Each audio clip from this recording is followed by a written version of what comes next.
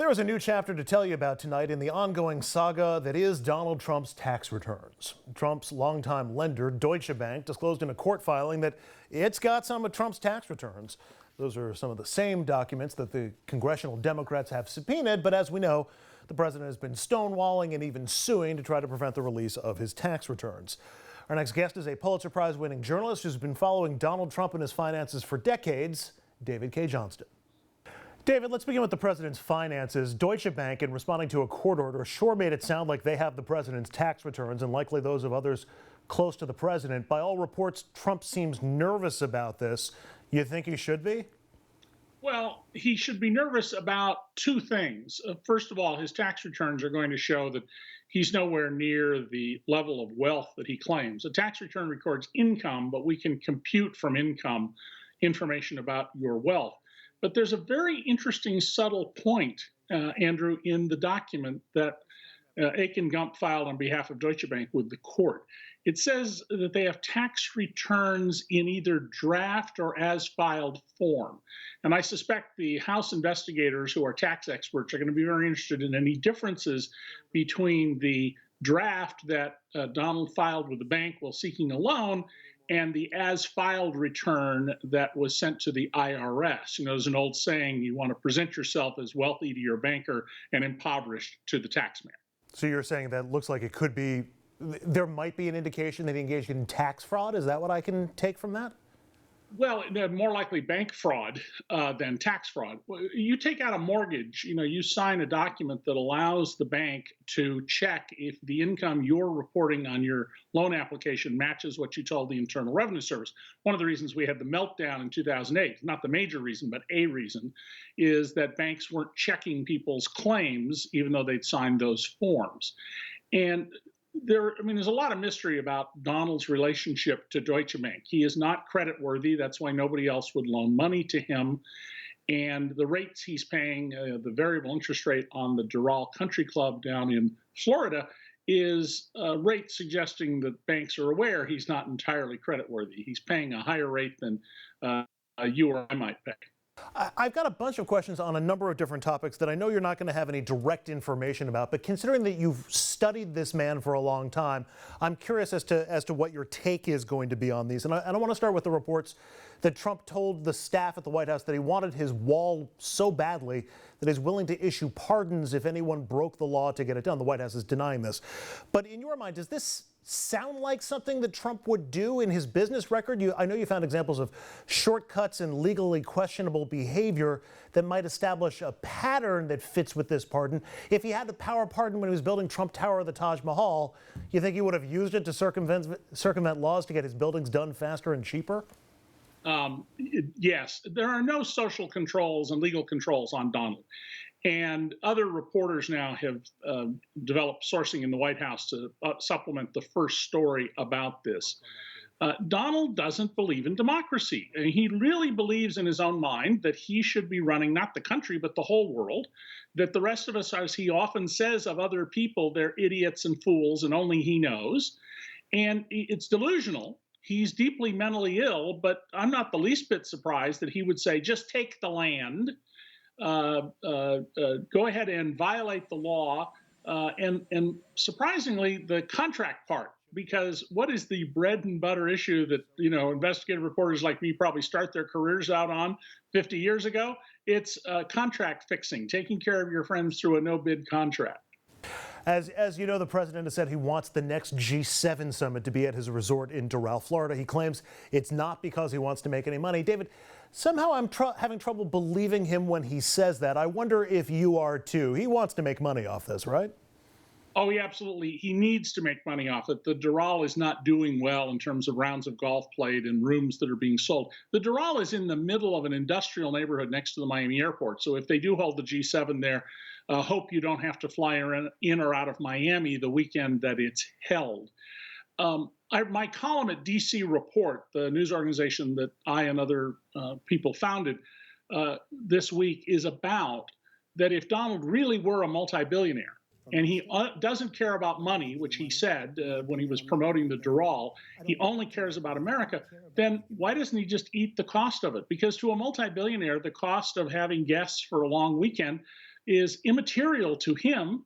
And this is not without precedent. After all, European aristocrats used to have people stay in their castles and their mansions. Anybody who's watched Downton Abbey or read their Jane Austen knows about this.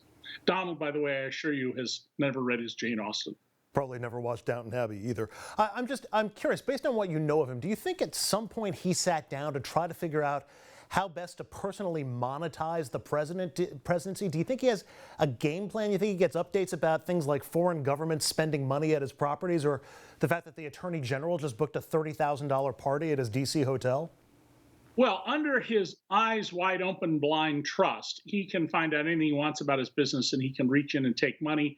And his sons have said they update their father about who's doing business. And all you have to do is look at who has been seen staying at and renting out, in some cases, entire floors of rooms at the Trump Hotel in the old post office a couple of blocks from the White House.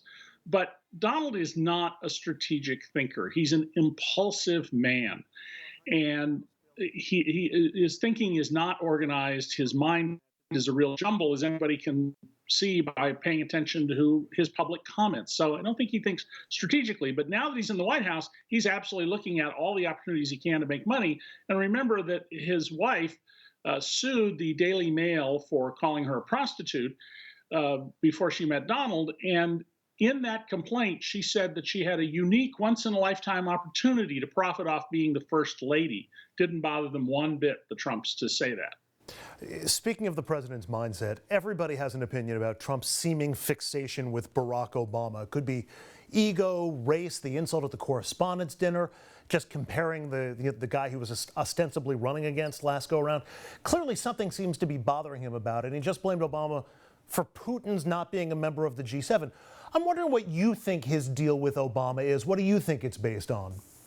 Well, Trump is and has always been a racist, and there are judicial proceedings in which that's been established involving employment, hiring, treatment of workers, and rental of properties. And Donald's made plenty of comments that have been reported by his executives and others about this. But in Obama's case, Donald has no sense of humor. Like others who have the same mental illness that he has, he cannot laugh. The only laughter you'll find in video of him is forced laughter, Andrew. And so when he was made fun of at the 2011 Gridiron dinner in Washington, Obama at the time was working on having Osama bin Laden assassinated. He said, imagine if he had to make decisions like whether to fire Meatloaf.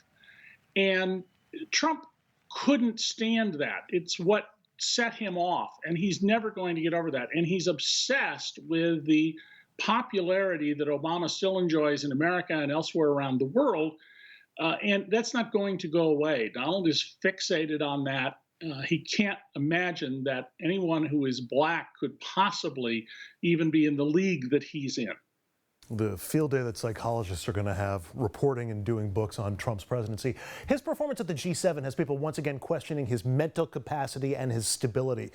Do you see a different Trump now than you have in the past? Is he less stable, or is it just sort of a natural progression of Trump with more power and influence and fewer guardrails and people pushing back against him? Well, as we get older, we are not as sharp as we were. Donald and I are about the same age. He is not nearly as sharp as he was in his early 40s when I first met him back in the 1980s. But more importantly, there's been other decline. His inability to use a lot of words. Remember, he famously said, "I had the best words." His inability to stick to a long thread of thought and carry it through. And then his saying just crazy delusional things, that he and the First Lady and Kim Jong-un are becoming friends when they've never met. Let's go put a nuclear weapon in a hurricane to stop it, which would only spew radiation everywhere because a hurricane generates in less than an hour more energy than a nuclear weapon.